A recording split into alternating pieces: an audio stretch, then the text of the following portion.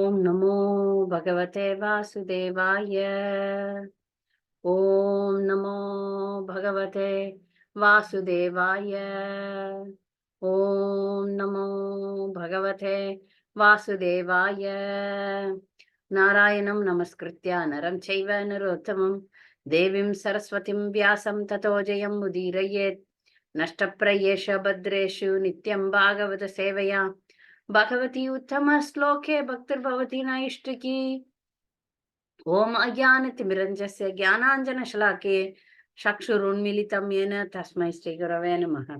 श्रीचैतन्यमनोभीष्टं स्थापितं येन भूतले स्वयं रूपगदामयं ददाति स्वपदान्तिकं। वन्देऽहं श्रीगुरु श्रीयुतपदकमलं श्रीगुरुन् वैष्णवां च श्रीरूपं सागरजातं सगनरघुनाथान्वितं तां सजीवं साद्वैतं सावधूतं परिजनसहितं कृष्ण चैतन्यदेवं श्री राधा कृष्ण पादान् सगन ललिता श्री विशाखान्वितं च। हे कृष्णा करुणा सिन्धु दीनबन्धो जगत्पते गोपेश गोपिका कान्त राधा कान्त नमोस्तुते। तप्त कांचन गौरांगी राधे वृंदावनेश्वरी वृषभानुसुते देवी प्रणमामि हरिप्रिये। वाञ्छाकल्पतरुभ्यश्च कृपा सिन्धुभ्येव च पतितानां पावनेभ्यो वैष्णवेभ्यो नमो नमः। नमा ओम विष्णुपादाय कृष्ण प्रेष्ठाय भूतले श्रीमते भक्ति विकास स्वामिनीति नामिने। नमा ओम विष्णुपादाय कृष्ण प्रेष्ठाय भूतले श्रीमते भक्ति वेदांत स्वामिनीति नामिने। नमस्ते सारस्वते देवे गौरवाणी प्रचारिणे निर्विशेष शून्यवादी पाश्चात्य देश तारणे। श्री कृष्ण चैतन्य प्रभु नित्यानंद श्री अद्वैत गदाधर शिवासादि गौर भक्त वृंद। हरे कृष्ण कृष्ण कृष्ण हरे हरे, हरे राम राम राम हरे हरे। श्रीमद् भागवत प्रार्थने। सर्वशास्त्राद्विपीयूषा सर्ववेदैक सत्फला सर्वसिद्धान्तरत्नाढ्य सर्वलोकैक दृक्पृता सर्वभागवत प्राण श्रीमद् भागवत प्रभो कलिद्वन्द्वोदितादित्य श्रीकृष्ण परिवर्तित परमानंद पाठाय प्रेम वक्षाक्षराय थे सर्वदा सर्वसेव्याय श्रीकृष्णाय नमोस्तु मे। मतेक बंधो मत संज्ञन मत गुरो मन महादन मन निस्तारक मद्भाग्य मदानंद नमोस्तुते। असाधु साधु ददाइन अधिनोचताकरा अनामुंच कदाचिन मां प्रेमना हृत கண்டயோஸ்புரா. மொழிபெயர்ப்பு. ஓ எல்லா வேத இலக்கியங்களிலிருந்தும் கடைந்தெடுக்கப்பட்ட அமிர்தமே, வேதங்களின் மிக முக்கியமான ஆன்மீக பழமே, எல்லா தத்துவங்களின் முடிவுகளான ஆபரணங்களை கொண்டவரே, உலக மக்களுக்கு ஆன்மீக பார்வையை கொடுப்பவர் மற்றும் வைஷ்ணவர்களின் உயிர் மூச்சாக விளங்குபவரே, பகவானே, நீர் கலியுகத்தின் இருளை போக்குவதற்காக உதித்த சூரியன். உண்மையில் நீர் எங்களிடம் திரும்பி வந்த கிருஷ்ணர். ஓ ஸ்ரீமத் பாகவதமே, உங்களுக்கு என் பணிவான வணக்கங்கள். உங்களை படிப்பவர்கள் உன்னத ஆனந்தத்தை அடைவார்கள், ஏனெனில் உங்கள் எழுத்துக்கள் அவர்களுக்கு தூய பக்தி தொண்டை பொழிகின்றது. நீங்கள் பகவான் கிருஷ்ணரின் அவதாரமாக இருப்பதால் எப்பொழுதும் அனைவரும் உங்களுக்கு தொண்டு புரிய வேண்டும். ஓ ஸ்ரீமத் பாகவதமே, ஓ என்னுடைய ஒரே நண்பரே, என்னுடைய ஆசிரியரே, என்னுடைய மிகப்பெரிய சொத்துமாகவும் என்னை விடுவிப்பவருமாகவும் இருப்பவரே, என்னுடைய மிக நல்ல பாக்கியம் மற்றும் ஆனந்தமாக இருப்பவரே, என்னுடைய மரியாதை கலந்த வணக்கங்களை ஏற்றுக்கொள்ளுங்கள். ஸ்ரீமத் பாகவதமே, புனிதமற்றவர்க்கும் புனிதத்தை வழங்குபவரே, மிகவும் வீழ்ச்சி அடைந்தவர்களை உயர்த்துபவரே, என்னை எப்பொழுதும் கைவிட வேண்டாம். தூய கிருஷ்ணருக்கான தூய பக்தி தொண்டுடன் எப்பொழுதும் என்னுடைய இதயத்திலும் தொண்டையிலும் தோன்றுவீராக. ஸ்ரீமத் பாகவதம் கி ஜெய். ஸ்ரீல சனத்தன் கோஸ்வாமி கி ஜெய். ஸ்ரீமத் பாகவதம் காண்டம் 10 அத்தியாயம் 25. கேள்வி பதில்கள். முதல் கேள்வி, இந்திரனின் கோபமும் எரிச்சலும் கேலிக்குரியதாகும், விளக்குக. ஹரே கிருஷ்ண மாதாஜி. அமிர்தமாய விஷாக்கா மாதாஜி. ஹரே கிருஷ்ணா. பிருந்தாவனவாசிகள் ஸ்ரீகிருஷ்ணரை தமது தலைவராக ஏற்றுக்கொண்டதின் காரணமாகவே இந்திரன் சினம் கொண்டான். ஆனால் பிருந்தாவனவாசிகளுக்கு மட்டுமல்ல, எல்லா உயிர்களுக்கும் என் இந்திரனுக்கே கூட தலைவர் ஸ்ரீகிருஷ்ணர் என்பதே எளிய உண்மையாகும். அதனால் இந்திரன் அடைந்த எரிச்சல் கேலிக்குரியதாகும். ஆணவம் அழிவிற்கு வழிவகுக்கும் என்பது முதுமொழி. நன்றி, சரியா சொன்னீங்க. இந்திரன் யார் தலைவர்னு நினைச்சா நமக்கு எப்படி கோபம் வரும்? நம்ம எப்பொழுதுமே அடிமையாக இருக்கிறோம், எப்பொழுதுமே நம்ம தொண்டராக இருக்கிறோம் என்ற உண்மை ஒவ்வொரு ஜீவனுக்கும் புரிஞ்சிடுச்சுன்னா இந்த உலகாய உலகத்துல மிகப்பெரிய பதவிகள்ல இருந்தாலும் நான் தொண்டன் தான், நான் தலைவன் இல்லை என்ற அர்த்தம் புரியும். அதனால இந்திரன் வந்து கோபப்பட்டது வந்து கேலிக்குரியதாக இருந்தது. 2வது கேள்வி, இந்திரன் எவ்வகை மேகக்கூட்டத்தினை அனுப்பினான்? ஹரே சாரதாமா கிருஷ்ண மாதேஜி சொல்ற மாதிரி சொல்லுங்க. சினம் கொண்ட இந்திரன் பிரபஞ்சத்தையே அழிக்கவல்ல சர்மவர்தகம் என்னும் மேகக்கூட்டத்தை அனுப்பினான். தன்னை பரம நெறியாளராக கருதி கொண்டு பின்வருமாறு கூறினான். ஹரே கிருஷ்ண மாதேஜி. தேங்க்யூ மாதேஜி. அது வந்து இந்த மேகக்கூட்டம் அனுப்பின மேகக்கூட்டம் வந்து சாதாரண மழை இல்ல, உலகத்தை அழிக்கக்கூடியது.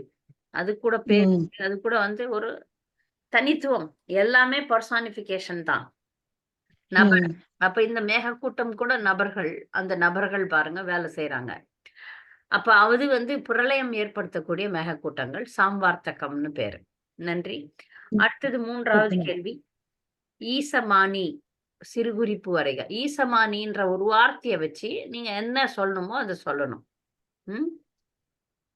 சாந்தாமணி மாதாஜி. ஹரே கிருஷ்ண மாதாஜி. ஈசமானி என்னும் வார்த்தை இங்கே மிகவும் முக்கியத்துவம் வாய்ந்தது. இந்திரன் அகந்தையுடன் தன்னையே பகவானாக கருதினான். இதன் மூலம் அவன் பந்தப்பட்ட ஆத்மாவின் மன இயல்பினை வெளிப்படுத்தினான். நான் என்னும் மாணவத்தின் மிகைப்படுத்தப்பட்ட உணர்வே நமது கலாச்சார பண்பாக இருக்கிறது என்று 20ஆம் நூற்றாண்டு சிந்தனையாளர்கள் சுட்டிக்காட்டுகின்றனர். எழுத்தாளர்களோ இதனை எனது என்னும் தலைமுறையினர் என்று குறிப்பிடுகின்றனர். இவ்வுலகில் அனைவரும் சற்றேலத்தால ஈசமான, அதாவது தன்னையே கடவுள் என்று கருதும் மனநோயுடையவர்களாகவே இருக்கிறது. ஹரே கிருஷ்ணன். நன்றி. எல்லா கருத்துக்களையும் சொன்னீங்க. ஈச அப்படின்னா கடவுள்னு அர்த்தம். ஈசன் அப்படின்னா கடவுள். மானி அப்படின்னா நினைச்சுக்கிறதுன்னு அர்த்தம்.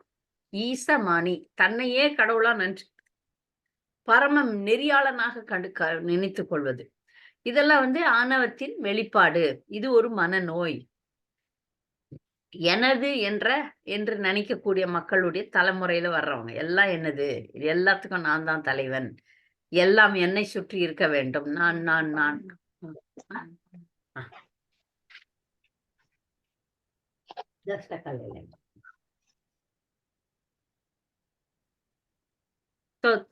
இதனால தன்னையே கடவுள் நினைக்கிற இந்த மனநோய் தான் ஈசமானின்னு சொல்லப்படுது அப்படின்றத. இது வந்து எல்லாருக்குமே இருக்குது. இதுதான் ஆணவம்னு சொல்றோம். இது எல்லாருக்குமே இருக்கு. நமக்கு கூட இருக்கா? நாம அப்படி நினைக்கிறோமான? எப்பெல்லாம் நம்ம வந்து நான் சுகித்திருக்கணும், நான் எனக்கு என்னுடைய உடலுக்கு நான் எப்பொழுதெல்லாம் முக்கியத்துவம் தருகிறேனோ, எப்பொழுது என்னுடைய சுகம்தான் முன்னாடி நிக்குதோ அப்பெல்லாம் நம்ம நினைச்சுக்கணும், நம்ம ஈசமானி எனக்கும் இருக்கு அப்படின்னு சொல்லிட்டு. இந்த அளவுக்கு முழுமையா இல்லைனாலும் இருக்கு. எல்லாருக்கும் ஈசமானி இருக்கு. அதை ஒழிப்பதற்கு தான் பக்தி பயிற்சி. கடவுள் முழுமுதற் கடவுள் கிருஷ்ணர் தான் அப்படின்றத வந்து முழுசா உணர்ற வரைக்கும் இங்கதான் இருப்போம். ஏன்னா அது அப்பப்ப நம்ம ஈசமானி என்ற இந்த ஆணவம் அப்பப்ப தலை தூக்குது.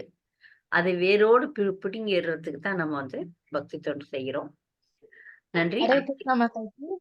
நான் தான் எல்லாம் செய்யறேன், எல்லாமே நான் தான் அப்படின்னு நினைக்கிற அந்த ஒரு நினைப்பு சொல்றீங்களா? அந்த ஈசமானி அப்படிங்கிறது கடவுளுங்கிறது ஒரு அதான் சொன்னேனே, சின்ன லெவல்ல இருந்து பெரிய லெவல் வரைக்கும் இது ஒரு மனிதனை ஆட்டி வைக்கிற எண்ணம் இது. நம்ம எப்பொழுது வந்து இதுவே இப்ப பாருங்க, மாயாவாதிகள் தான் மாயையின் மிகப்பெரிய சோதனைன்னு சொல்றது வந்து பக்தியிலே முன்னேறி கடைசியில அவங்க நாங்களே கடவுள் நினைச்சுக்கிறாங்க. அன்றைக்கு ஒரு வகுப்புல கூட சொன்னேன் இல்லையா, சிவோகம் அப்படின்னு, நாங்களே சிவபெருமான் அப்படின்னு. சிவோகம் அது வந்து சுயநலத்தினுடைய உச்சகட்டம். அங்க வந்து நானும் கடவுளும் ஒண்ணுதான் அப்படின்னு நினைக்கிறாங்க பாருங்க. அது ஒரு மிகப்பெரிய மாயை, மிகப்பெரிய ஈசமானி எண்ணம் தான். ஈசமானி நான் தன்னையே ஈசனாக நினைத்துக் கொள்ளுது. அப்ப இங்க இந்திரனுக்கு அந்த வியாதி இருந்தது, வந்தது. ஆனா எடுத்துட்டாரு கிருஷ்ணர். தலைவன் அந்த பதவி வந்து ரொம்ப ஆபத்தானது. தலைவன் வந்து தன்னை முதல் தொண்டனாக நினைத்துக் கொள்ள வேண்டும். எப்போ தலைவன் வந்து நான் தான் எல்லாம், எல்லாரும் என்ன வணங்குறாங்க, எல்லாரும் என்னை போற்றுகிறார்கள், நான் தான் எல்லாம் செய்யறேன் அப்படின்ற எண்ணம் வந்து ஒரு சின்ன துளியா இருந்து அப்படியே பெருசாக ஆரம்பிச்சிடும். அதனால இந்த விஷயத்துல நம்ம கவனமாக இருக்க வேண்டும். இது வளரக்கூடியது இல்லையா? இந்த அகங்காரம் வந்து வளர்த்துட்டோம்னு வச்சுக்கோங்க, சரியா போச்சு. நம்ம பக்தர்ன்ற அகங்காரம், நான் தான் ஒஸ்தின்ற அகங்காரம், இந்த அகங்காரத்தை வளராம பாத்துக்கணும். அது நம்முடைய கடமை. அது ஒருத்தருடைய கடமை. நம்ம வந்து இந்த அகங்காரத்தை வளர்த்தோம்னு வச்சுக்கோங்க, யாரும் வந்து உள்ள வந்து உட்கார முடியாது நம்ம உள்ள. அதனால எவ்வளவு தூரம் நமக்கு அகங்காரம் இருக்குதுன்னு நம்ம தான் கண்டுபிடிக்கணும். யாருக்கும் தெரியறதும் இல்லல்ல. இப்ப ஏன்னா நம்ம எப்பவுமே திருநாதபி சுனிச்சன தரோரிவ சைஷ்ணு நாமானி நமானதேன்னு கீர்த்தனியா சதா ஹரின்னு சொல்லிட்டு இப்ப வேற பேச்சளவுல நம்ம இதெல்லாம் கத்துக்கிட்டோம். நாங்க தொண்டருக்கு தொண்டர், நாங்க தாசனுக்கு தாசன், நாங்க ரொம்ப பக்தர்கள், ரொம்ப பணிவா இருக்கிறோம்னு சொல்லிட்டே பணிவு இல்லாம போறோம். அது நம்மளே அது சுய பயிற்சியை தான் செய்து கொள்ள வேண்டும். சுயமாக நம்முள் எவ்வளவு அகங்காரம் வளர்ந்திருக்கிறது, எவ்வளவு நான் எதை கட்டுப்படுத்த நினைக்கிறேன் என்பதையும் நாம பார்த்துக்கணும். ஆங்கிலத்துல இன்ட்ராஸ்பெக்ஷன்னு சொல்லுவாங்க. இன்ட்ராஸ்பெக்ஷன் இல்லைன்னா பக்தியில வந்து எதிர்மறையில வந்துரும். பக்தி செய்யறதெல்லாம் வந்து ஆப்போசிட் டைரக்ஷன்ல போக ஆரம்பிச்சிடும். வேகமா தான் போகும். எதிர்பக்கமா போயிட்டு இருக்கும். நல்லா இந்த கருத்தை புரிஞ்சுக்குங்க.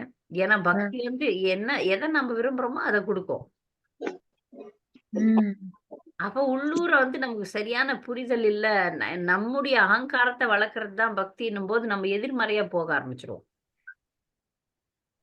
ஒவ்வொரு நாளும் நம்ம டெஸ்ட் பண்ணிக்கிட்டே இருக்கோம். நம்ம எப்படி நம்முடைய எண்ணங்களை, நம்முடைய எதை நாம் விரும்புகிறோம், எதுல நம்ம ஆர்வம் காட்டுகிறோம் என்பதை நாம் எப்பொழுதும் கவனமாக இருக்க வேண்டும்.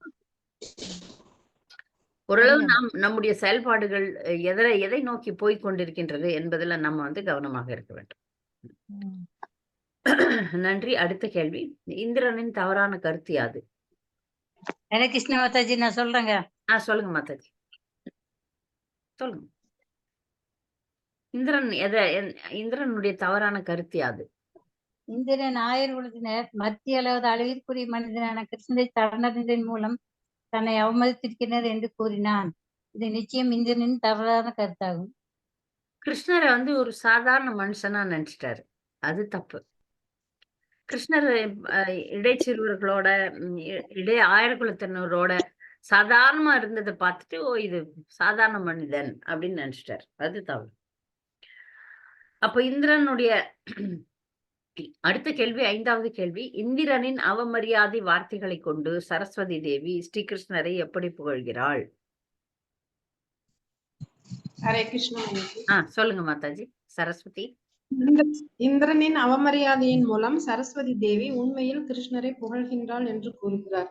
ஆச்சாரியர் கூறுகிறார், பாலிசம் என்பதற்கு குழந்தையை போல் பாசாங்க அற்ற என்று பொருளாகும்.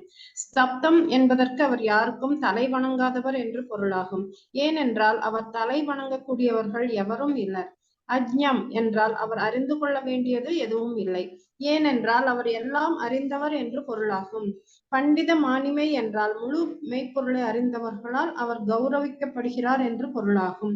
கிருஷ்ணம் என்றால் அவரே பரம மெய்ப்பொருள் ஆவார். அவரது உன்னத வடிவம் முற்றிலும் நித்தியம் ஆனந்தம் வாய்ந்ததாகும் என்று பொருளாகும். மர்த்தியம் என்பதற்கு அவர் முழு மெய்ப்பொருளாக இருந்த போதிலும் கூட தமது பக்தர்களின் மீது கொண்ட அன்பின் காரணமாக அவர் இவ்வுலகில் மனித வடிவில் அவதரித்திருக்கின்றார் என்று பொருளாகும். சமஸ்கிருதத்துல ஒரு அழகு என்னன்னு பாத்தீங்கன்னா, அத வந்து எப்படி பல விதமான பொருட்கள் இருக்கு. இப்ப நம்ம அடுத்த அத்தியாயத்துல பார்க்க போறோம். ஒரே ஒரு வார்த்தைக்கு பல பல மொழிபெயர்ப்புகள். அப்ப சரஸ்வதி சொல்றா, இந்திரதேவன் சொன்னதெல்லாம் நல்லதுதான். பாலிசம்னா குழந்தை, ஆனா அதுக்கு பாசாங்கே இல்லாத குழந்தை. ஸ்தப்தம் அப்படின்னா யாருக்கும் தலை வணங்க மாட்டார். ஆமா, ஏன்னா யாரும் தலை வணங்குற மாதிரி அவருக்கு யாரும் இல்லை. அஞ்ஞம், ஆனா அக்கியம்னா இப்ப அறியாதவன் அர்த்தம். ஆனா அறிந்து கொள்ள வேண்டிய பொருள் எதுவுமே இல்லை அவருக்கு, எல்லாமே அறிந்தவர். பண்டித மானினம் அப்படின்னா பண்டிதர் இல்லை அப்படின்னு அவர் சொன்னாரு இந்திரன். ஆனா இவங்க சொல்றாங்க முழு மெய்ப்பொருளை அறிந்தவர்களால் கௌரவிக்கப்படுகிறார் அப்படின்னு சொல்றாங்க. கிருஷ்ணம் அப்படின்னா பரம மெய்ப்பொருள். அந்த மாதிரி மர்த்தியம் என்றால் சாதாரண மனிதர் அப்படின்னு நினைச்சுக்கிட்டாரு அவரு. ஆனா இவர் வந்து சாதாரண மனிதர் அல்ல அப்படின்னு சொல்றாங்க சரஸ்வதி தேவி. நன்றி. அடுத்த கேள்வி, பிருந்தாவனத்து ஆயர்கள் எதனால் மகிழ்ச்சியுடன் வாழ்ந்தனர்? எதனாலயோ நல்ல மகிழ்ச்சி. மாதாஜி நான் சொல்றேன் மாதாஜி. நீங்க தான் ஹரே பதில் கிருஷ்ணா. சொல்லிட்டீங்க. இருங்க நீங்க பதில் சொல்லிட்டீங்க. சாரதா மாதாஜி பதில் சொல்லாதவங்க யாராவது சொல்லுங்க. மாதாஜி, சொல்லுங்க. ஆறாவது கேள்வி ஆறாவது கேள்வி தானே மாதாஜி? சீதலா கேசவி சீதலா மாதாஜி சொல்றேன் மாதாஜி. யமுனா சீதலா யமுனா ஆஹா, ஆறாவது யமுனா. கேள்விதான். ஆறாவது கேள்விதான். ஆறாவது கேள்வி. பிருந்தாவனத்தை சேர்ந்தவர்கள் பசுக்களை பாதுகாப்பதன் மூலம் வளமுடன் வாழ்ந்தனர் என்று தெரிகிறது. இந்திரனும் கூட அவர்களது இனங்கிலங்களை கொன்று அவர்களது செல்வத்தோடு அவர்களின் கர்வத்தினையும் சேர்த்து அழிக்க வேண்டும் என்றே விரும்பினான். நன்கு பராமரிக்கப்பட்ட பசுக்கள் ஏராளமான பாலை வழங்குகின்றன. பாலிலிருந்து வெண்ணெய், தயிர், மோர், நெய் போன்றவை கிடைக்கின்றன. இவை தாமே சுவை தருவதோடு பழங்கள், காய்கறிகள், தானியங்கள் போன்றவற்றின் சுவையினையும் அதிகரிக்க செய்கின்றன. பாலுடன் கலந்த பழங்கள் இன்சுவை பெறுகின்றன. பாலினால் செய்யப்படும் பொருட்கள் மக்களால் பெரிதும் விரும்பப்படுகின்றன. மீதமுள்ள பால் வேறு பல வணிகப் பொருட்களை வாங்க பயன்படுத்தப்படுகின்றன. இவ்வாறு வேதநெறி சார்ந்த பால் தொழில் மூலம் பிருந்தாவனத்தைச் சேர்ந்தவர்கள் பௌதீக புலனுடையவர்களாக இருந்த போதிலும் வளமுடனும் ஆரோக்கியமுடனும் மகிழ்ச்சியுடனும் வாழ்ந்தனர். நன்றி மாதாஜி, சரியா சொன்னீங்க. ஆயர்குலத்துல இருக்கிறவங்க பிருந்தாவனத்துல இருக்கிறவங்க எல்லாம் சந்தோஷமா இருந்ததுக்கு 2 காரணம். ஏன்னா முக்கியம் முழுமுதற் கடவுளுடைய துணைவர்களாக இருந்ததுனால. பக்தர்களா நான் மாறிட்டோம்னா எப்பொழுதும் துன்பமே கிடையாது. பக்தர்களா நம்ம உண்மையான பக்தர்கள்னா நமக்கு துன்பம் கிடையாது. நம்ம பக்தர்கள் அப்படின்னு நம்ம சொல்லிட்டோம்னா அப்போ நீங்க கேட்கலாம், நோய் வருது, துன்பம் தானே, நமக்கு நாம விரும்பியவர்கள், நமக்கு நெருங்கியவர்கள் இறந்து விட்டால் துன்பம் தானே, பிறப்பு இறப்பு நோய் முதுமை பக்தர்களையும் தாக்குது தானே. எப்படின்னும் போது முழுமையான தத்துவத்தை அறிந்த ஞானி எல்லாம் பாருங்க, அவங்க எல்லாம் ரொம்ப கஷ்டமே பட மாட்டாங்க. பக்தர்கள் கூட உண்மையில நம்மள உயர்ந்த நிலையில அவங்களுக்கு கஷ்டம் வராது. கஷ்டம் இந்த உலகாய கஷ்டத்தை புரிஞ்சுப்பாங்க. உலகாய கஷ்டங்கள் இருக்கு, இல்லைன்னு சொல்லல. ஆனால் அது அவர்களுடைய பக்தியை பாதிக்காது. இவங்க விருந்தாவன வாசிகள் பகவானோடவே இருக்கிறாங்க. பகவான் எல்லாத்தையும் பண்றாரு. அதனால அவர்கள் நிச்சயமா அங்க ஆன்மீக உலகத்துல இருக்கிற மாதிரி இருக்கிறாங்க. அதனால மகிழ்ச்சி தானே. அது முக்கியமாக யாரெல்லாம் பசு பராமரிப்பு செய்கிறார்களோ அவர்களுக்கு கண்டிப்பா மகிழ்ச்சி. இப்ப நம்ம கிருஷ்ணரோட இல்ல விருந்தாவனத்து ஆயர்கள் மாதிரி கிருஷ்ணரோட இல்லைன்னாலும் கிருஷ்ணர் சொன்னதை செய்யும் போதும் நம்ம சந்தோஷமா இருக்கலாம். நம்ம கிருஷ்ணர் சொன்னதையும் செய்யறது இல்லைல்ல. அதனால அதுவும் ஒரு காரணம் நமக்கு. நம்ம நல்ல தூய பக்தர்களா ஆயிட்டோம்னாலும் சந்தோஷமா தான் இருப்போம். அவர் சொன்னதை கடைபிடிக்கணும். அதை கடைபிடிச்சோம்னாலும் சந்தோஷமா இருப்போம், மகிழ்ச்சியாக இருப்போம். அடுத்து 7வது கேள்வி. சம்வர்த்தக மேகங்களின் தன்மை யாது? ஹரே கிருஷ்ணா மாதாஜி. சொல்லுங்க. சம்வர்த்தக மேகங்கள் இந்திரனின் ஆற்றலுக்கு அஞ்சி அவனது கட்டளை. சம்மர்த்த மேகங்கள் இப்பூமி முழுவதையும் ஒரு பெருங்கடலை போல மூடக்கூடியவையாகும். மிகுந்த பலத்துடன் அவை விரஜம் என்னும் ஒரு சிறு பகுதியின் மீது மழை பொழிய தொடங்கின. ஒரு கடல் மூடினா எப்படி இருக்கும் பாருங்க. கடல்ல பெருங்கடல் உலகத்தைய மூடின மாதிரி அந்த மேகங்கள் மூடக்கூடிய சக்தி வாய்ந்தவை. அதான் சம்வர்த்தகம். அடுத்து 8வது கேள்வி. மருத்கனை என எதை குறிப்பிடுகிறது? மருத்கனை. ஹரே கிருஷ்ணா மாதாஜி. சொல்லுங்க. மருத்கனை எனும் சொல் ஆவகம் போன்ற 7 பெருங்காட்டுகளை குறிப்பிடுவதாகவும் அவை புவர்லோகம் மற்றும் பிரவகம் போன்ற பகுதிகளுக்கு மேல் தமது இடங்களில் கிரகங்களை தாங்கிக் கொண்டிருக்கின்றன என்றும் கூறுகிறார். ஹரே கிருஷ்ணா. யார் கூறுறது? சொல்றது யாரு? ஸ்ரீதர சுவாமி. நம்ம சம்பிரதாயத்துல பாகவதத்துக்கு உரை எழுதிய ஆச்சாரியர்கள்ல ஸ்ரீதர சுவாமி தான் முதல் நிக்கிறார். நீங்க பாத்தீங்கன்னா பொருளுரை, இப்ப நமக்கு பிரபுபாதர் பொருளுரை எழுதி கொடுத்திருக்கிறார். அந்த மாதிரி பொருளுரை எழுதுபவர்கள்ல சிறந்தவர் யாருன்னு பாத்தீங்கன்னா ஸ்ரீதர சுவாமி. பிரபுபாதர் இந்த ஆச்சாரியர்கள்லாம் படிச்சுட்டு தான் எழுதினார் பொருளுரை. அப்ப ஸ்ரீதர சுவாமியை பத்தி நல்லா தெரிஞ்சுக்கங்க. அவர் நம்முடைய சம்பிரதாயத்துல மிக முக்கியமான ஆச்சாரியர். இந்த மொழிபெயர்ப்பு, அந்த பொருளுரை எல்லாம் கொடுத்தவர். கமெண்ட்ரி அப்படின்னு சொல்லுவாங்கல்ல ஆங்கிலத்துல, கமெண்ட்ரி கொடுத்தவர். அடுத்து 9வது கேள்வி, கர்க முனிவர் எதை கணித்தார்? ஹரே கிருஷ்ண மாதாஜி. பகவான் கிருஷ்ணர் பிறந்தவுடன் கர்க முனிவர் கணிக்கிறாரு. அனேன சர்வே துர்கானி யூஎம் அஞ்சஸ் தரிசிய. இது பாகவத் சொல்லப்பட்டது 10:8-16. இதன் பொருள் இக்குழந்தையின் கருணையினால் நீங்கள் எல்லா துன்பங்களையும் எளிதில் நீக்கப் பெறுவீர்கள் என்பது ஆகும். கர்க முனிவர் ஏற்கனவே சொல்லிட்டாரு, குழந்தை இருக்கு, அதனால அந்த குழந்தையினுடைய கருணையினால எந்த துன்பமும் சர்வ துர்கானி.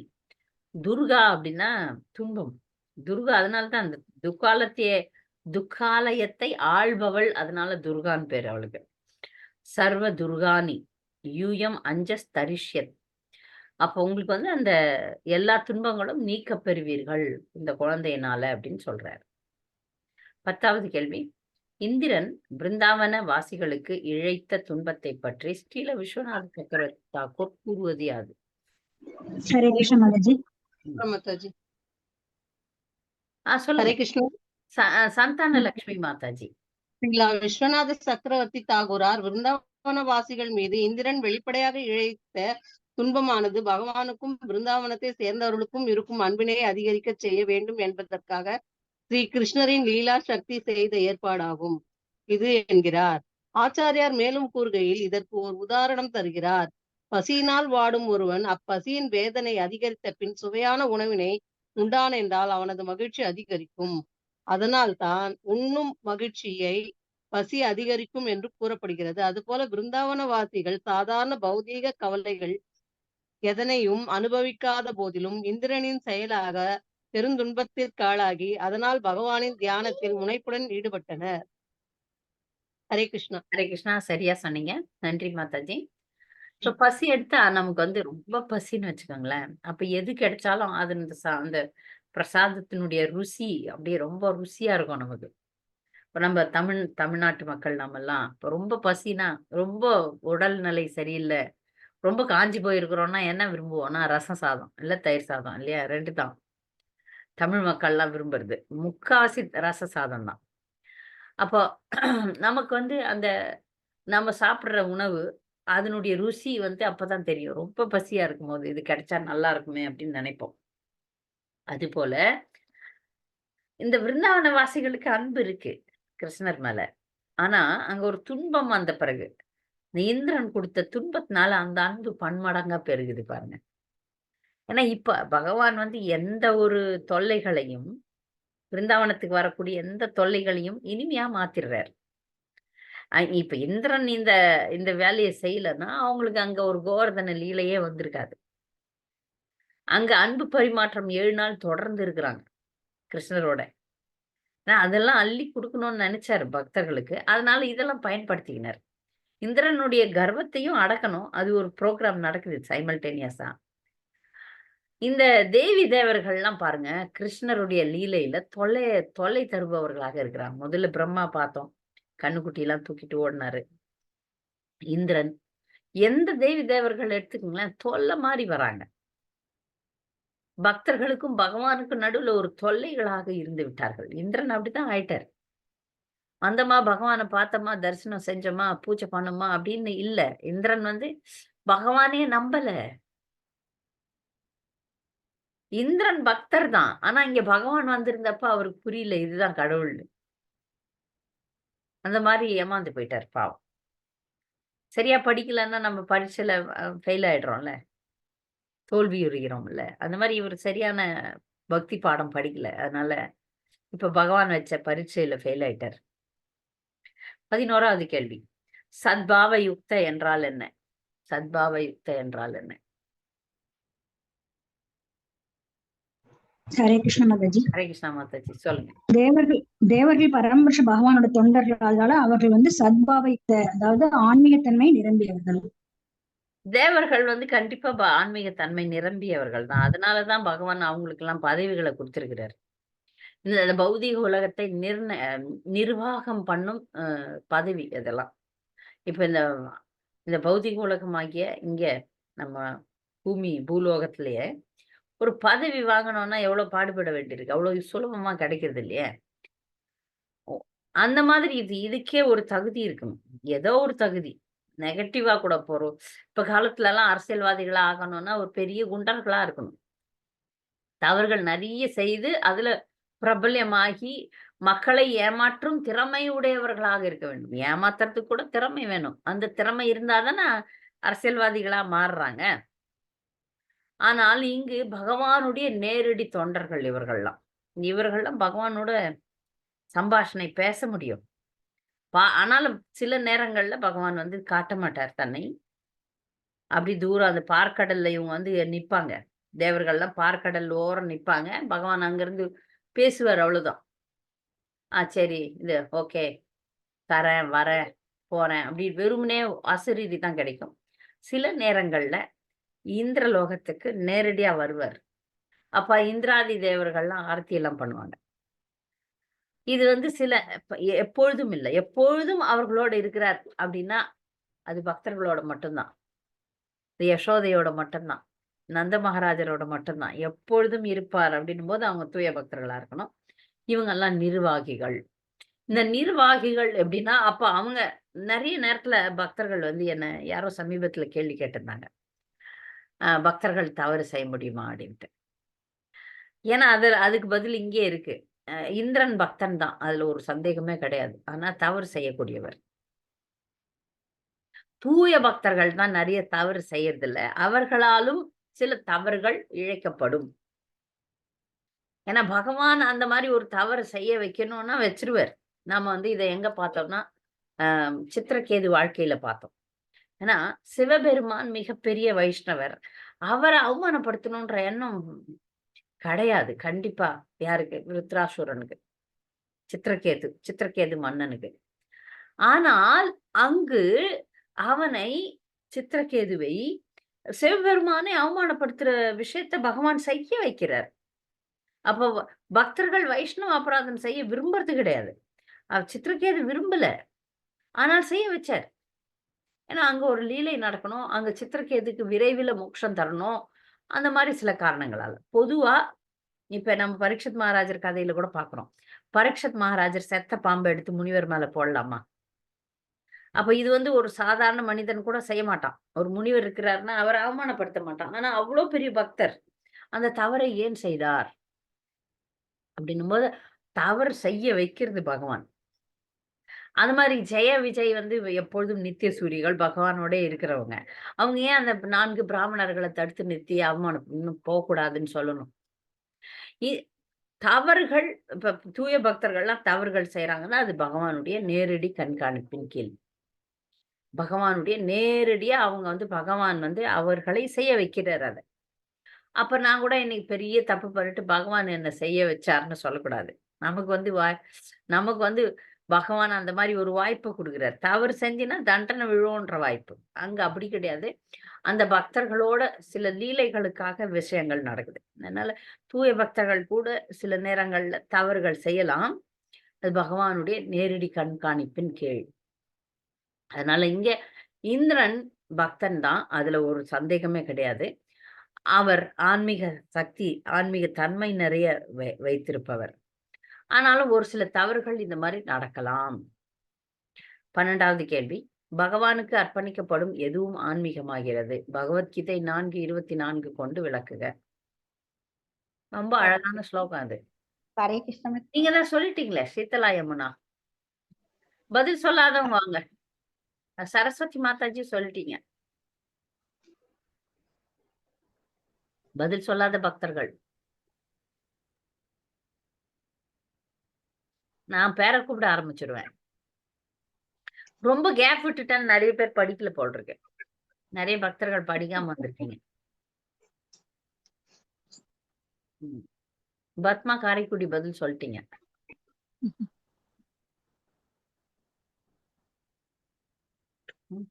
மேகலை மாதாஜி ஆளை காணோம்.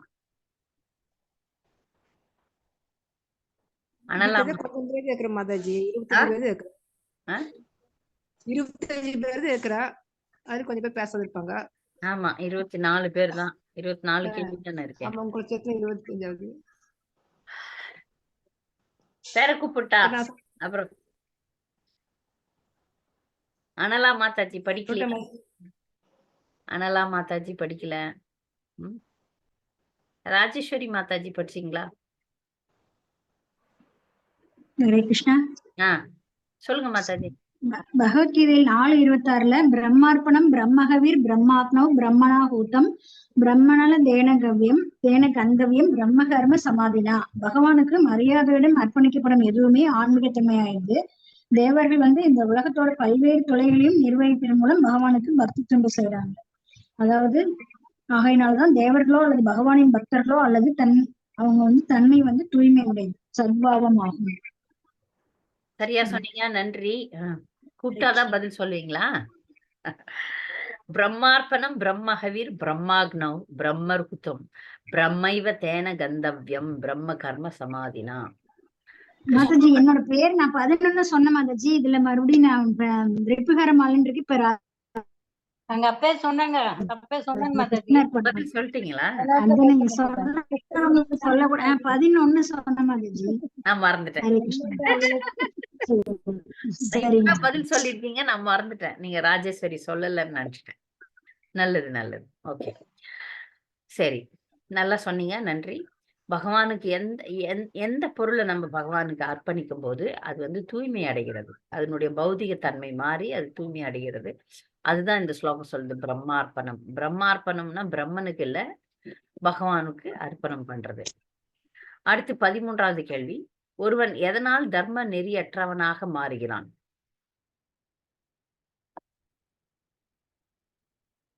ஒருவன் எதனால் தர்ம நெறியற்றவனாக மாறுகிறான்?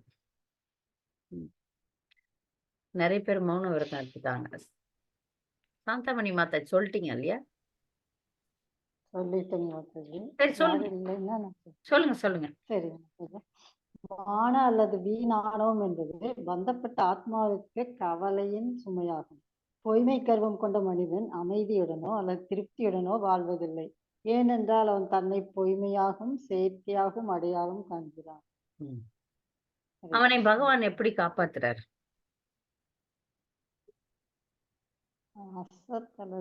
அந்த கேள்வி கேட்டிருந்தான்.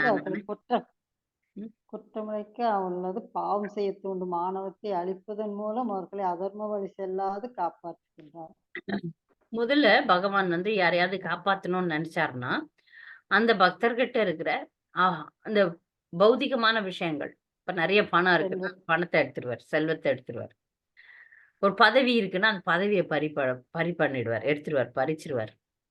அப்ப நிறைய இது பாகவதத்தினுடைய ஒரு வாசகமாகவே சில பேர் பயப்படுவாங்க. பக்தர்கள் கூட என்கிட்ட கேள்வி கேட்பாங்க, இப்ப பகவான் என்னுடைய சொத்தை எடுத்துட்டாரு, பகவான் என்னுடைய பிரியமான விஷயங்களை எடுத்துட்டாரு, பகவான் என்னுடைய திறமையை எடுத்துட்டாரு, அப்படின்னா என்ன ஆகும் எனக்கு அப்படின்னு பக்தர்கள் பயப்படுறது சாதாரணமா இருக்கு. நிறைய இடத்துல இருக்கு. நிறைய பேர் கேள்வியும் கேட்பாங்க.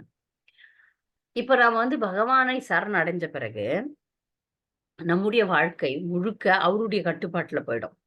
நமக்கு எப்பவுமே ஒரு பயம் இருக்கு.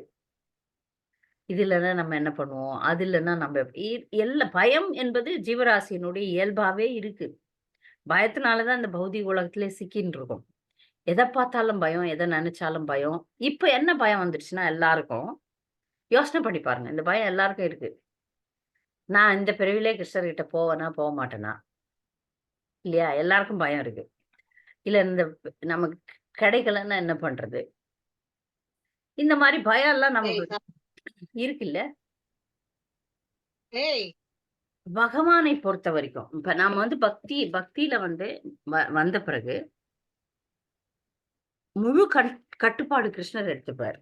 நீங்க முழுசா கட்டுப்பாட்டை கொடுத்தீங்கன்னா முழு கட்டுப்பாடு கிருஷ்ணர் தான் அப்படின்னு நீங்க எப்போ மாறுறீங்களோ அப்ப அந்த கண்ட்ரோல், இப்ப நீங்க கார் ஓட்டின்னு போறீங்கன்னு வச்சுங்க, அந்த கார் ஓட்டுற சீட் ஸ்டேரிங் வீல நீங்க விலகிட்டு டிரைவரை நீங்க ஓட்டுங்க, இல்ல நம்மை விட பெரியவர்களா கற்பனை பண்ணும், நீங்க ஓட்டுங்கன்னு சொல்லிட்டு நம்ம உட்காந்துரும். அப்ப அந்த கார் ஓட்டுறவரை நம்பி நம்ம அந்த கார்ல போறோம். அது போல இந்த வாழ்க்கையை ஓட்டுபவர் கிருஷ்ணர் தான். இப்ப என்ன நடக்குதுன்னா, அப்ப பக்தி பண்ணாதவங்க வாழ்க்கையில என்ன நடக்குதுன்னா, அவங்களையும் கிருஷ்ணர் தான் ஓட்டின்னு போறாரு. ஆனால் அவங்க கர்ம வினைக்கு ஏத்த மாதிரி ஓட்டின்னு போறாரு. எப்பொழுது நாம் முழு பக்தர்களா மாறிடுறோமோ அப்ப கிருஷ்ணர் அவர் விருப்பப்படி தள்ளின்னு போவார். இப்ப நமக்கு கர்வம் இருந்தா கர்வத்தை எடுப்பார். இப்போ ஒரு மருத்துவன் கிட்ட நம்ம போகும்போது ஒரு கட்டி வந்துருச்சு, அந்த கட்டிய வந்து எடுக்கணும். அப்ப வந்து கத்தியில வச்சு அறுப்பான், வலிக்கும் நமக்கு. ஆனா அந்த அறுத்ததுக்கு அப்புறம் அது மருந்து போட்டு சரி பண்ணிடுவாரு மருத்துவர். அப்ப நல்லாயிடும். அப்ப துன்பங்கள்லாம் அப்படிதான். நம்ம கிட்ட இருந்து சில விஷயங்களை எடுக்கிறதும் அப்படிதான். நம்ம எதையாவது நிறைய விரும்பினோம்னா அது கண்டிப்பா கிடைக்காது நமக்கு, பக்தர்களா இருந்து. ஆனா அது குடுத்தா நீங்க இன்னும் விலகி போயிடுவீங்கன்னு நினைக்கலாம் கிருஷ்ணர். ஏன்னா இப்ப முழு கட்டுப்பாட்டுல நீங்க கிருஷ்ணர் கிட்ட உங்களை விட்டுட்டீங்கன்னா அப்ப இதெல்லாம் நடக்கும். இப்ப இந்திரன் வந்து பக்தன் தான் அவன். ஆனா இந்திரன் எல்லாம் கலப்படமான பக்தர்கள். நான் பதவி வேணும், ஆட்சி செய்யணும் அப்படின்றதுனாலதான் இந்திரனா ஆகியிருக்கிறார். ஆனாலும் பக்தர் தான். அவர் திருத்துறது கிருஷ்ணருடைய வேலை. அதனாலதான் அவரை கட்டுப்பாட்டுல கொண்டாந்தார். நீ பண்றது தப்பு. அப்போ கிருஷ்ணர் ஒரு பக்தனை திருத்தணும்னு நினைச்சாருன்னா ஆக்ட் பண்ணுவார். நம்ம தலையெழுத்துல அது இல்லாம கூட இருக்கலாம். ஆனா அவர் வந்து செயல்படுவார். நம்ம கிட்ட பொருள் நிறைய இருந்துச்சுன்னா கழட்டிடுவார். எது தேவையில்லையோ அதெல்லாம் எடுக்க பார்ப்பார். நம்மை கட்டுப்பாட்டில் கொண்டு வருவார். அதுக்காக தான் அதெல்லாம் செய்யறாரு. ஆனா உடனே நம்ம பயந்துடுறோம். நிறைய பேர் பயப்படுவாங்க. என்னாச்சு, இந்த கதையை நான் ஏற்கனவே சொல்லியிருக்கேன். ஒரு பக்தர் முழு நேர பக்தரா ஆயிட்டார். ஒரு இளம் ஆண் மகன் முழு பக்தரா மாறினார். முழு நேர பக்தரா கோயில்ல சேர்ந்தார். சேர்ந்த உடனே 2 வருஷம் உள்ள பிரம்மச்சாரியா வாழ்ந்தார். ஆனா அவருடைய அப்பா வந்து அவரை கழுத்தை பிடிச்சி இழுத்து வெளியே கொண்டாந்து, நீ வந்து எங்களுக்கு சம்பாரிச்சு எங்களெல்லாம் காப்பாத்தணும்னு நாங்க வச்சோம், நீ வந்து உள்ள போயிட்ட நீ கோயிலுக்குள்ளன்ட்டு வெளியே கட்டாயப்படுத்தி வெளியே எடுத்தார். வெளியே எடுத்துட்டு கொஞ்ச நாள்ல அந்த தந்தைக்கு வந்து பக்கவாதம் வந்துடுச்சு. பக்கவாதம் வந்தது. ஆனாலும் அந்த பக்தர் வந்து இப்ப இன்னைக்கு பக்தரா ஆகலன்னு வச்சுக்கோங்களேன், அது வேற கதை. அவர் வெளியே வந்தார், சம்பாரிச்சார், அம்மா அப்பாவெல்லாம் காப்பாத்தினார். இப்ப இந்த கதை இன்னொரு இளம் பக்தருக்கு தெரிஞ்சு போச்சு. அதை பார்த்த உடனே இவங்க எல்லாம் பயந்துட்டாங்க. இப்ப நம்ம உள்ள வந்தா என்னுடைய மகன் உள்ள போனான்னா பக்தன் ஆயிட்டான்னா அவனுக்கு பிரச்சனை வரும். என்ன பார்த்தாங்க, இவ என்னவோ பக்தை ஆனா இவளுக்கு குழந்தையே இல்லை. குழந்தை அப்புறம் வந்தது, அது வேற கதை. குழந்தையே இல்லை, அப்ப நாம பக்தர் ஆனோம்னா நமக்கும் குழந்தையே எல்லாம் போயிடும். எப்படி எல்லாம் முடிச்சு போட்டுக்கிறாங்க பாருங்களேன். அதெல்லாம் தூய பக்தர்களுக்கு தான் பகவான் விளையாடுவாரு. நமக்கெல்லாம் என்ன நடக்குதோ அதெல்லாம் வந்து கர்ம வினை மூலம் தான் நடக்குது. ஏன்னா நம்ம இன்னும் முழு கட்டுப்பாட்டுல கிருஷ்ணர்கிட்ட வரவே இல்லையே. முழு கட்டுப்பாட்டில் வரக்கூடிய பக்தர்கள் நிலை எப்பொழுதும் மேல்நிலை தான். அவங்க ஏழையா ஆயிட்டா கூட, உதாரணத்துக்கு கோல வச்சு ஸ்ரீதர பாருங்களேன், கடைசி வரைக்கும் ஏழையா தான் இருந்தார். பகவான் சைத்தன்ய மகாபிரபு அள்ளி தரத்துக்கு தயாரா இருந்தார். வேண்டவே வேண்டாம்னு ஆட்டம் பண்ணார் அவர். வேண்டவே வேண்டாம், இப்ப நான் எவ்வளவு ஒரு தூய்மையா உன்னையே நினைச்சு உனக்கே சேவை பண்ற பாரு, அதெல்லாம் போயிடும், தயவு செய்து கொடுத்துறாதன்னு சொல்றாரு. பகவானுடைய கட்டுப்பாட்டுல வர பக்தர்கள்லாம் பட்னியில செத்து போயிடுவாங்க, நோயில செத்து போயிடுவாங்க, வெறும்னே அசம்பாவிதமே நடக்கும் அப்படிலாம் இல்ல. அவர்களை எப்படி பகவான் தன்னிடம் கொண்டு செல்ல வேண்டும் என்றதுல பகவான் பார்த்துப்பார். கண்டிப்பா பார்த்துப்பார். எவ்வளவு விரைவில் இழுக்க வேண்டும்ன்ற வேலை அவருது, நம்மளது இல்ல. அதனால நம்ம நடுவுல வந்து மனக்கற்பனை பண்றது, அந்த ஸ்பெகுலேஷன் எழுதுவார் பிரபுபாதர். அந்த ஸ்பெகுலேஷன் பண்றதை விட்டுட்டு பேசாம இருக்கணும், அவ்வளவுதான். நம்ம சரணடைஞ்சிட்டோமா அவர் பார்த்துக்குவார் எல்லாத்தையும். அந்த நம்பிக்கை இல்லைன்னா கஷ்டம். அதனால இங்க வந்து பகவான் எதை காப்பாற்றுகிறார்னு ஒரு கட்டுரை எழுதியிருக்கிறேன். தயவுசெய்து வந்து வரும்போது படிச்சுக்கலாம் நீங்க. பகவான் நம்முடைய பக்தியை காப்பாற்றுவார். எவ்வளவு சின்ன லெவல்ல பண்ணியிருந்தோம்னாலும் அதை காப்பாற்றுவார். அதை காப்பாத்துறதுக்கு ஒரு அடி கூட கொடுக்கலாம் நமக்கு. மருத்துவன் கத்தி வச்சு கட்டி அறுக்கிற மாதிரி வலிக்கும், ஆனா சரியாயிடும், அவ்வளவுதான். இந்த உதாரணத்தை நம்ம நினைச்சிட்டோம்னா நம்முடைய ஆணவத்தை அழிப்பார், நம்முடைய சொத்துக்களை அழிப்பார், நமக்கு எது பிரியமோ அதெல்லாம் எடுத்துட்டு போயிடுவார். அதெல்லாம் நடக்கும். அது நடந்தா நம்ம பக்தர் நினைச்சுக்கலாம். 14வது கேள்வி, யுக்த வைராகியம் என்றால் என்ன?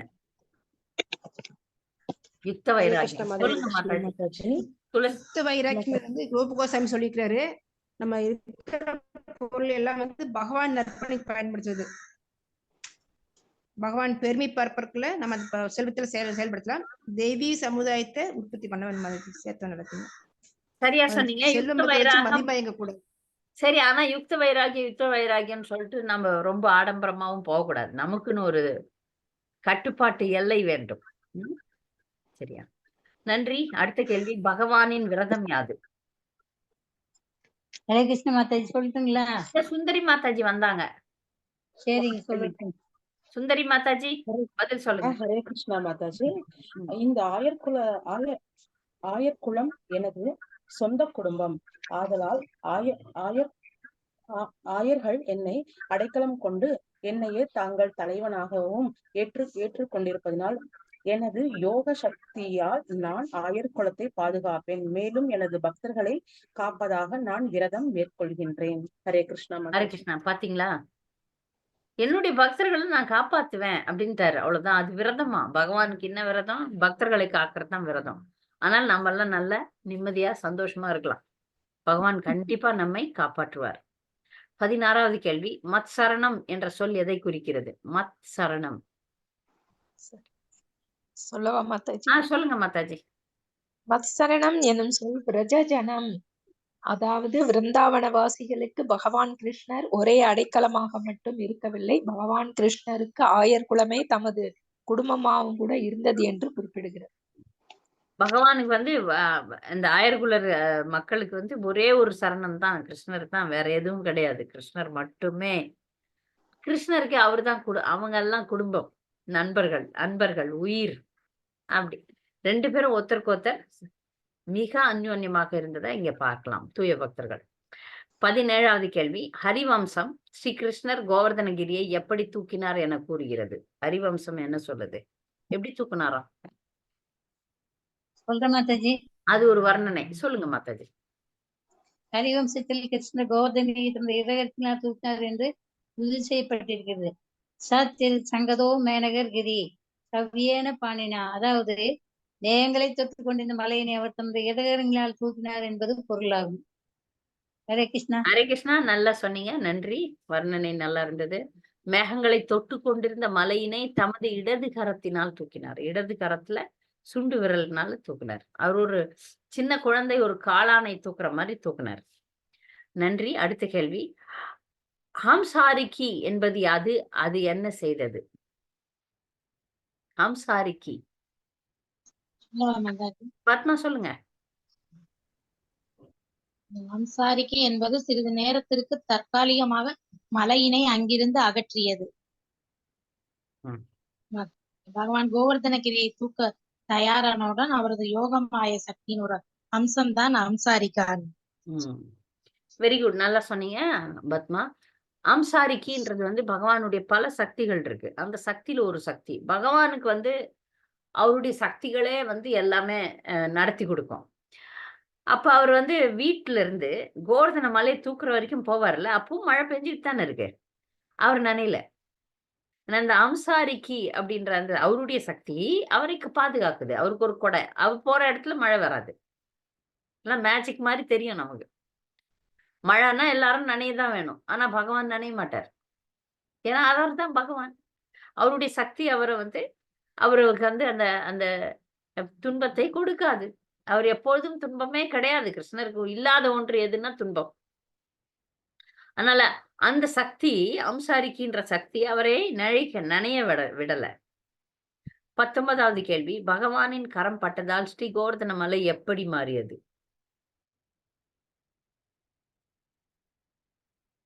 ஹரே கிருஷ்ணா மாதாஜி. நான் சொல்லட்டுமா மாதாஜி? சொல்லுங்க மாதாஜி, சொல்லுங்க. சாதாரணமாக ஆயிரக்கணக்கான பசுக்களையும் எருதுகளையும் கன்றுகளையும் உடைய ஒரு பெரிய ஆயர்குலம் நடுத்தர அளவுடைய ஸ்ரீ கோவர்தனின் கீழ் அடைக்கலம் பெற முடியாது. ஆனால் முழுமுதற் கடவுளின் கரம் தன் மீது பட்டதினால் அது தன்னை மறந்த ஆனந்தத்தில் மூழ்கியதின் காரணமாக கற்பனை கெட்டாத சக்தியை பெற்றது.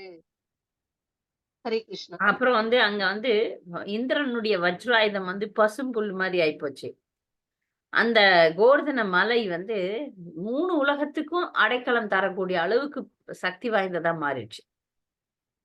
வெறுமனே கோவர்தன மலை வந்து பகவானுடைய கரம் பட்டதுனால, பகவானே கோவர்தன மலையாக மாறிட்டதுனால தான் நம்ம வந்து கோவர்தன மலையை பகவானாக கொண்டாடுகிறோம். கிரிராஜ்ன்னு சொல்றோம். ஏன்னா பகவான் தொட்டதுனால அது வந்து பகவானாக மாறிவிட்டது. அடுத்தது 20வது கேள்வி. கோவர்தன லீலையில் நடந்த அற்புதங்களை கூறுக. நிறைய அற்புதங்கள்லாம் நடந்தது. யார் சொல்ல போறீங்க? கோவர்தன மலையில் நடந்த அற்புதங்கள், மேஜிக் சொல்லுங்க மாதாஜி. அனுப்பமா. ஹரே கிருஷ்ணா, பதில் சொல்லுங்க. சொல்றேங்க. விரஜைக வாசுகி ஹர்ஷா விஸ்மிதான சர்ணி நிரீட்சித கோபகோபி ஜன சிஷ்ட பிரீதி விஸ்வாரிதேச்சனைகி சம்ஸ்தூயமான சைத கிருஷ்ண சைலம் அதாரயத்.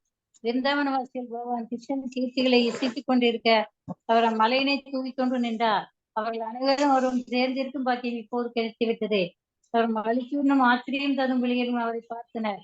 இவ்வாறு 1000 ஆண்களும் பெண்களும் மிக்க பெருமிதம் அடைந்தனர். அளவிருந்த அன்பினால் அவர்கள் தமது வெளியிலே அகலத்திருந்தபடி பார்த்து கொண்டிருந்தனர். ஸ்ரீ கிருஷ்ணரின் அழகு என்னும் அமிர்தத்தினை மாண்டிக் கொண்டிருந்தால் விருந்தாவனத்துக்கு வாசிகளுக்கு பசியோ தாகமோ அவற்றினால் ஏற்படும் களைப்போ சிறிதும் தெரியவில்லை. அதுபோல் அவர்களது அழகிய வடிவங்களை கண்டு பகவான் கிருஷ்ணரும் உண்ணவும் பருவும் உறவும் மறந்தார். ஸ்ரீ விஸ்வநாத சக்கரத்தாக சம்சவ திருமயங்கள் தொடர்ந்து 7 நாட்களில் கனமழை பெய்யும் மதுரா மாவட்டத்தில் எங்கும் வெள்ளப்பெருக்கே ஏற்படவில்லை. ஏனென்றால் பரம்புருஷ பகவான் தன் சக்தியால் மழை நீர் நிலத்தில் விழுந்து கொண்டு அதனை காய்ந்து போக செய்தார். இவ்வாறு கிருஷ்ணர் கோவர்தனகிரியை தூக்கி பிடித்து மனதினை மயக்கும் ஒரு நிகழ்ச்சியாகும். இது ஆயிரக்கணக்கான வருடங்களான ஒரு நினைவில் தங்கக்கூடிய பகவானின் முக்கியமான லீலைகளில் ஒன்றாகும். ஹரே கிருஷ்ணா மாதாஜி. ஹரே கிருஷ்ணா. நன்றி மாதாஜி, எல்லா பாயிண்டையும் சொன்னீங்க. நீங்க கோவர்தன மலை தூக்கொண்ட ஒரு பெரிய அற்புதம் தான் மேஜிக். இந்த மேஜிக்ல என்னென்ன இன்னும் நிறைய அற்புதங்கள் நடந்ததுன்னு பாத்தீங்கன்னா, 7 நாள் அவங்களுக்கு வந்து பசியே எடுக்கல. பசி தூக்கம் எதுவுமே வரல 7 நாளுக்கு. அங்க கனமழை பெஞ்சது. இப்ப இங்க மாயாப்பூர்ல எல்லாம் வெள்ளம் வரும். கங்கை வந்துட்டு வெள்ளம் வரும். வெள்ளம் வர நேரம் ஒரு பெரிய துன்பம். அந்த வெள்ளம் வந்து போன பிறகு பாத்தீங்கன்னா அப்படியே சகதியா இருக்கும். கச்ச கச்ச கச்ச கச்ச கச்சன்னு சேரு கொழ கொழ கொழ கொழன்னு இருக்கும். அது வந்து இன்னும் அது சரியாவறதுக்கு இன்னும் பல மாதங்கள் ஆகும். ஆனா இங்க இவ்வளவு பெரிய உலகத்தை அழிக்கக்கூடிய அளவுக்கு மழை பெஞ்சாலும் அது எல்லாமே காஞ்சி போச்சு. அந்த இடத்துல ஒண்ணுமே இல்ல. இதெல்லாம் உங்களுக்கு வந்து அதிசயம் தான், அற்புதம் தான். இந்த விஷயங்கள்லாம் மனசை வேற மயக்குது. என்ன இது மயக்கிற மாதிரி இருக்கு. இதெல்லாம் கோவர்தன லீலையில ஏற்பட்ட அற்புதங்கள். அற்புதங்கள் நடந்தனாலதான் என்னடா இது இவ்வளவு பெரிய அற்புதங்கள்லாம் நடக்குதே அப்படின்னும் போது அது மனதை கவர்கின்றது. இந்த கிருஷ்ணர் வந்து நம்ம எப்படி கவர்கிறார்ன்றதெல்லாம் இது அங்க இருந்த மக்களுக்கு அப்படி ஒரு சந்தோஷம், ஆனந்தம். அந்த துன்பத்தினுடைய வலி இல்ல. இது மாதிரி இங்க பகவான் மைனஸா இருந்தா என்ன ஆகும் பாருங்க. நமக்கு இந்திரன் வந்தார், பிரளயத்தை கொடுத்தாருன்னா நம்மலாம் அடிச்சு தள்ளின்னு ஓடி போய் எங்கேயோ புழு பூச்சி எறும்புகள் சாவற மாதிரி செத்து போயிருப்போம் இல்லையா? அது மிகப்பெரிய துன்பமா இருந்திருக்கும். ஆனா அந்த துன்பமே ஆயர்குலத்தவருக்கு காட்டவே இல்லை கிருஷ்ணர். அதை ரொம்ப இனிமையாக்கிட்டார். யாருக்கும் பசி தாகமே இல்லை, தூக்கம் இல்லை, இன்பமா இருக்கிறாங்க. அடுத்து இதெல்லாம் அற்புதங்கள். 21வது கேள்வி. பகவானின் யோக சக்தியை கண்ட தேவேந்திரன் என்ன செய்தான்? ஹரே கிருஷ்ணா மாதாஜி. ஹரே கிருஷ்ணா. என்ன சொல்லி தேவேந்திரன் சொல்லுங்க சீதலா மாதாஜி. சொல்றேன் மாதாஜி. ஹரே கிருஷ்ணா. பகவான் கிருஷ்ணர் வெளிப்படுத்திய யோக சக்தியை கண்ட தேவேந்திரன் மிகுந்த அதிர்ச்சிக்கு ஆளானான். ஆணவம் என்னும் மாளிகையிலிருந்து அவன் கீழே விழுந்தான். அவருடைய நோக்கங்கள் நொறுங்கி போயிற்று. அவர் மேகங்களுக்கு மழையை நிறுத்தி கொள்ளுமாறு கட்டளையிட்டார். நன்றி. இப்ப புரிஞ்சு போச்சு விஷயம், நல்லா தெரிஞ்சு போச்சு. நல்லா அடி வாங்கியாச்சு. அதனால சுப்சாப் பேசாம ஆயிட்டார். வாபஸ் வேற வாங்குறாரு மேகங்களை, திருப்பி வந்துருங்க பேசாம இருங்க அப்படின்ட்டார். 22வது கேள்வி. ஸ்ரீ கிருஷ்ணர் எப்படி அனைவரிடமிருந்து மரியாதை பெற்றார்? ஒருத்தர் ஒரு மாதிரி மரியாதை கொடுத்தாங்க. எப்படி கொடுத்தாங்க? இதெல்லாம் வந்து கிருஷ்ணரை நினைக்கும் போது நமக்கு இதெல்லாம் ஒரு இன்பமா இருக்கும். இந்த லீலைகளை இப்ப ஆழமா கோவர்தன லீலையை படிக்கும் போது கிருஷ்ணர் இப்படி எல்லாம் செஞ்சார் அப்படின்றது நம்முடைய தியானத்திற்கான எண்ணங்கள். சொல்லுங்க மாதாஜி. சரஸ்வதி. விருந்தாவனத்தைச் சேர்ந்த அனைவரும் உணர்ச்சி பெருக்கினால் ஆனந்த கூத்தாடினர். ஸ்ரீகிருஷ்ணருடன் அவர்களுக்குரிய தொடர்பிற்கேற்ப அவர்கள் அவரை வாழ்த்தினர். சிலர் அவரை மார்புறத் தழுவிக் கொண்டனர். வேறு சிலர் காலில் விழுந்து வணங்கினர். கோபியர்கள் தயிருடன் நீர் கலந்து அவருக்கு பருகக் கொடுத்தனர். மேலும் அவர்கள் அவர் மீது அட்சதைகள் போட்டு தங்கள் ஆசிகளை வழங்கினர். ஸ்ரீல விஸ்வநாத சக்கரவர்த்தி தாகூர் விருந்தாவனவாசிகள் அவரவர்க்குரிய முறையில் கிருஷ்ணரிடம் நடந்து கொண்டனர். குலத்தின் இளையவர், சமமானவர் மற்றும் பெரியவர் அவரவர்க்குரிய முறையில் அவரவருக்கு மரியாதை செய்தனர். கிருஷ்ணரை விட பெரியவர்கள் அவரது கரங்களை பற்றி அவரை உச்சி முகர்ந்து முத்தமிட்டு தமது குழந்தையை போன்ற வாஞ்சையுடன் அவர்களை படைத்து விட்டாரோ, துன்பப்பட்டு விட்டாரோ என்று வினவி அவருக்கு ஆசிகள் வழங்கினர். கிருஷ்ணரை ஒத்தவர்கள் அவரிடம் வேடிக்கையாக பேசி நகையாடினார்கள். அவரை விட இளையவர்கள் அவரது பாதங்களில் விழுந்து வணங்கி அவற்றை தடவி கொடுத்தனர் என்று கூறுகிறார். ஹரே கிருஷ்ணா. ஹரே கிருஷ்ணா. ரொம்ப அழகா சொன்னீங்க. பெரியவங்க எல்லாம் ஆசீர்வாதம் பண்ணாங்க, இளையவர்கள் எல்லாம் விழுந்து வணங்கினாங்க, சமமானவர்கள் எல்லாம் கேலி கேலி கிண்டல் எல்லாம் பண்ணாங்க. ஓ என்ன கிருஷ்ணா அப்படின்னு சொல்லிட்டு. சோ அதனால ஒவ்வொருத்தரும் ஒரு ஒரு விதமா, அது சமமானவர்கள் கேலி கிண்டல் பண்றது வந்து அவமரியாதை கிடையாது. அவர்கள்லாம் நண்பர்கள், அதனால சமமா இருந்தாங்க. அவரோட பெரியவங்க எல்லாம் ஆசீர்வாதம் பண்ணாங்க, பகவானுக்கு பல்லாண்டு பாடினாங்க, சின்னவங்க எல்லாம் விழுந்து வணங்கினாங்க. அதனால ஒருத்தரும் மரியாதை தான் செஞ்சாங்க. அவர் வந்து அவருடைய பக்தர்களை எந்த நிலையில வச்சிருந்தாங்களோ அந்த மாதிரி. அடுத்து 23வது கேள்வி. 10.25.29 ஸ்லோகத்தில் ச எதை குறிப்பிடுகிறது?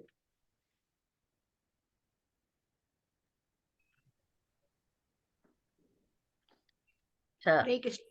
சா என்ற சொல் வந்து கோபியருடன் சேர்ந்து அந்தரங்கள் மனைவியரும் அவருக்கு அட்சியை தூவி தயிர் போன்றவற்றை வழங்கினர் என்பதை குறிக்கிறது மாதாஜி. இப்ப பாருங்க, அந்தனர் மனைவியர்கள் அங்கேயோட விட்டுறல, அவங்க வந்துட்டாங்க, வந்து சேர்ந்துக்கிட்டாங்க. ஏன்னா அவங்க எல்லாரும் தாய் பாசத்துல இருந்தாங்க. அவங்களும் வந்து அட்சதைகளை தூவி சனா அவர்களும் அப்படின்னு அர்த்தம். ச அப்படின்றது. நன்றி. அடுத்த கேள்வி 24வது கேள்வி, கடைசி கேள்வி. ஸ்ரீகிருஷ்ணர் கோபியர்களின் நித்திய பக்திக்கு எப்படி புத்துயிர் அளித்தார்? ஹரே கிருஷ்ணா. சொல்லுங்க. கோபியர்கள் எழில் மிக்கவர்கள் என்பதோடு தூய இதயம் உடையவர்கள். ஸ்ரீ கிருஷ்ணரோ அவர்கள் முன்பு மிகவும் அற்புதமான செயல்கள் பல செய்துள்ளார். அதனால் அவர்களது மென்மையான இதயங்களில் குடிபுகுந்து அவர்கள் செய்யும் நித்திய பக்திக்கு புத்துயிர் அளிக்கிறார். பாருங்க, மற்றவங்களெல்லாம் பகிரங்கமா அவரை வெளிப்படுத்த முடியும். இப்ப அன்னை தாயெல்லாம் இருந்தாங்க, தாய் மாதிரியான கோபிகள் இருந்தாங்க, நண்பர்கள் இருந்தாங்க, அப்புறம் இளையவர்கள்லாம் இருந்தாங்க. அப்படி பலதரப்பட்ட மக்கள் அங்க இருந்தாங்க. எல்லாருக்கும் அவர் பிரதிபலித்தார். ஆனா இந்த காதல் மாதுரிய ரசத்துல இருக்கக்கூடிய கோபியர்கள்லாம் எப்படி அந்த பக்தி நித்திய பக்தி தான், அவங்க எல்லாம் இருந்தாங்க அங்க. போன வகுப்பிலே நான் சொன்னேன், அவர்களை அவர் பார்த்து கொண்டிருந்தார். அந்த கோவர்தன மலை கொஞ்சம் அப்படியே ஆடுச்சு. அவர் ஏன் அப்படி ஆடுச்சு அவர் தூக்கும் போது அவர் கோபியர்களை பார்த்ததை பலராமர் பார்த்துட்டார். அதனால கிருஷ்ணருக்கு கொஞ்சம் வெக்கம் வந்துடுச்சு. அந்த வெக்கத்தின் காரணமாக கொஞ்சம் அப்படி ஷேக் ஆச்சு. அந்த கோவர்தன மலை கொஞ்சம் ஆட ஆரம்பிச்சது.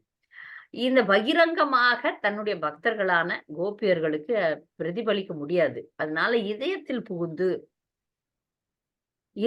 புகுந்து புத்துயிர் அளித்தார் அப்படின்னு சொல்லிட்டு நமக்கு பாகவதம் சொல்லுது. எல்லா பக்தர்களையும் பகவான் ஆதரிக்கிறார். அவரவர் நிலை. ஏ தாமாம் பிரபத்யந்தே தாம் ததைவ பஜாம்யகம். ஒவ்வொரு பக்தரும் அவரவர் சரணாகதிக்கு ஏற்றவாறு பிரதிபலிக்கிறார்ன்றதை இந்த லீலையில இருந்து நாம் தெரிஞ்சுக்கலாம். இதோட கோவர்தன லீலை முடிஞ்சு விட்டது. இன்னும் தொடர்கிறது. எப்படி தொடர்றதுன்னா, இந்திரதேவன் வந்து மன்னிப்பெல்லாம் கேட்க போறார். அது நம்ம அடுத்த அத்தியாயங்கள்ல பார்க்கலாம். பக்தர்களுக்கு இதுல ஏதாவது சந்தேகம் இருந்தா கேட்கலாம், இல்லைன்னா நம்ம அடுத்த பாடத்துக்கு போகலாம். ஏதாவது சந்தேகம் இருக்கா? நம்ம அடுத்த பாடத்துக்கு போலாம். ஹரே கிருஷ்ணா.